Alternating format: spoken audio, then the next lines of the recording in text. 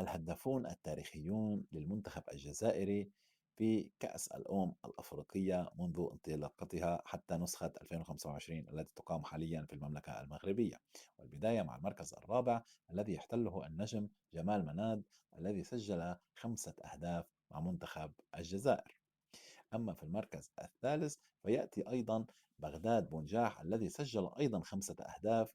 إنما بغداد بونجاح مستمر مع المنتخب وهو يشارك في هذه النسخة من البطولة، وهو من الممكن جدا أن تزيد غلته من الأهداف كونه رأس حربة صريح ويستطيع التسجيل دائما.